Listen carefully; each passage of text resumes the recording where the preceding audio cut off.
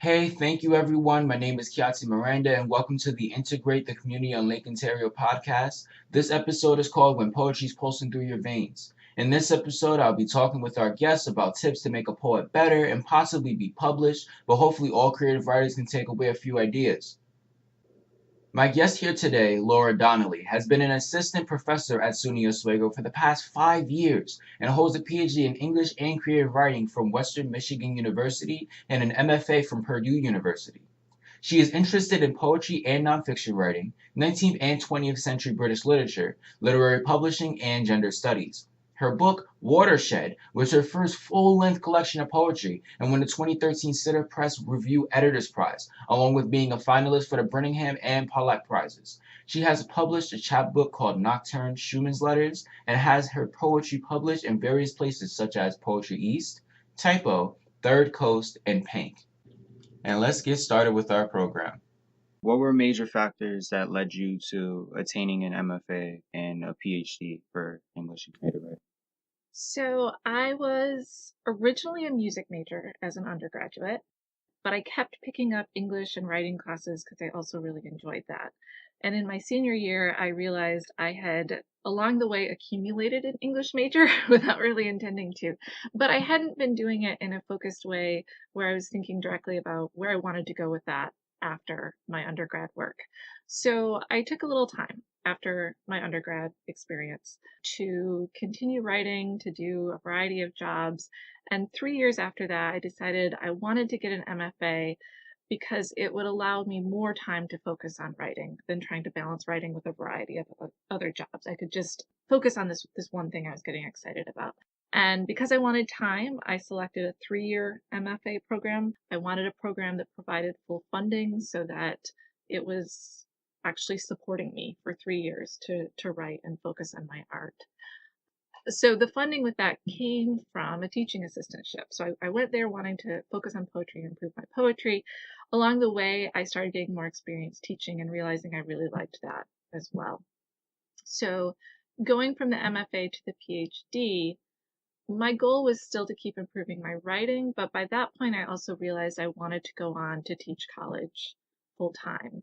And so the PhD also gave me a chance to further broaden my teaching experience and have more credentials as well along the way. And also, teaching positions tend to require that you've published work already. Yeah. And having more time in the PhD meant I had the time to be sending my work out for publication, which is something I had not previously done in the MFA. Okay. So actually piggybacking off of that, I'm gonna jump ahead to publishing in general. You also help with the GLR, the Great Lake Review, that I was grateful to be accepted into. Yeah, So thank you. congrats. I was wondering, how does the process for publishing the literary collection work, and what role do you play in that?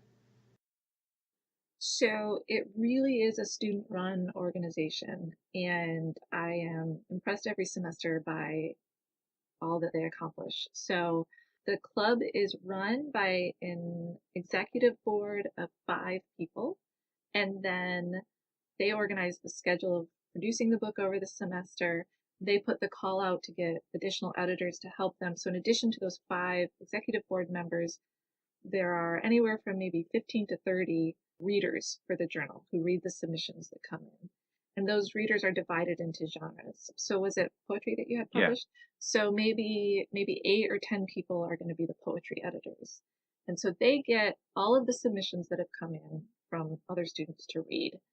And this is again all organized by students. The students get those emails, they forward them on to their peers, and then they have a meeting where they get together and discuss all the poems, or all the stories, or all the nonfiction pieces, depending on genre, and just have to come to some agreement about what's going to get published. And it's hard because they might get 200 pages of poems that come in and they can maybe publish 25 of those. And there's more good work than they have space to publish.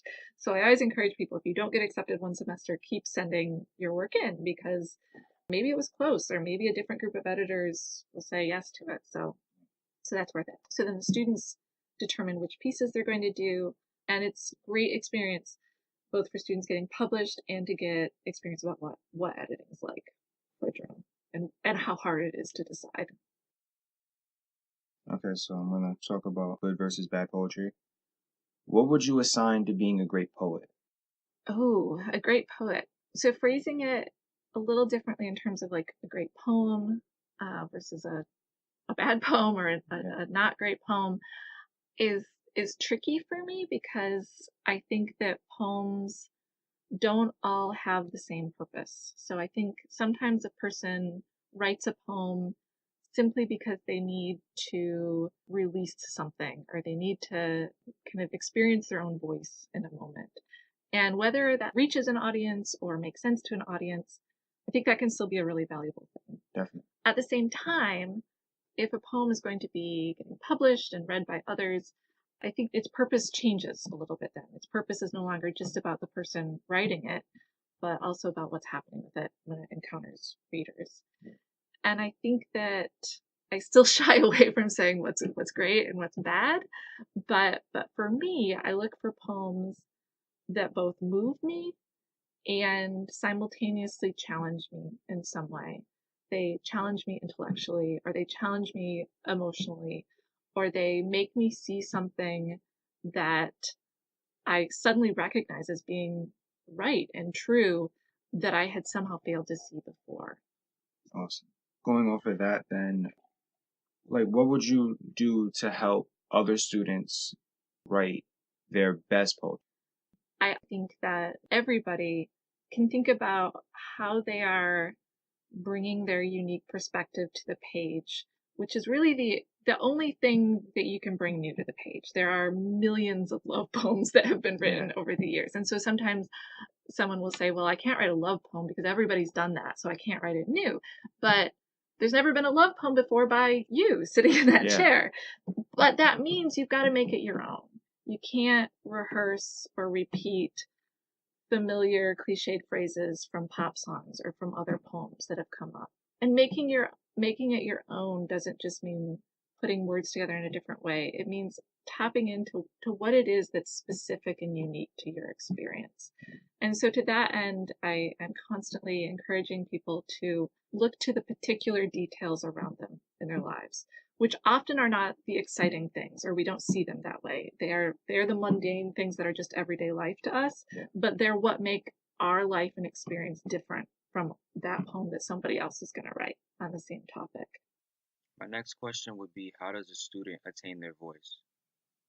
I think experiment a lot with a lot of different approaches, read a lot, and at the same time, I worried a fair amount about like what is my voice going to sound like, especially in my MFA when I was working on my thesis for that. How am I going to make sure everything's linked by a common voice? And on the one hand, it was all going to be my voice, so it was that. But my MFA director was really helpful in that she kept telling me not to think about that first. That maybe one day I had a poem that went in one direction, and the next day I had a poem that went in a very different direction. And she'd say, you've got to let both of those things in. She'd say, we just put out our begging bowl and we take whatever we get there. But she wasn't just saying it because it's practical. She's saying it because voice is a really complex and fluid thing. And and there are writers, I mean, Emily Dickinson's poems, you look at them and it's like, that is obviously an Emily Dickinson poem. But there are also many writers you look at and you see how they change and grow and have numerous selves over the course of a career. And that's something that keeps the work exciting and fresh. So I encourage students actually not to worry too much about voice, about having a single voice in their work, but to keep exploring what is new and exciting for them, and even challenging what they thought was their voice, because you don't want to shut that down too early and not let something in. In the advanced poetry class, I have students writing chapbooks, and there we do talk a little bit about how the poems end up being woven together. But we talk about the fact that we want to have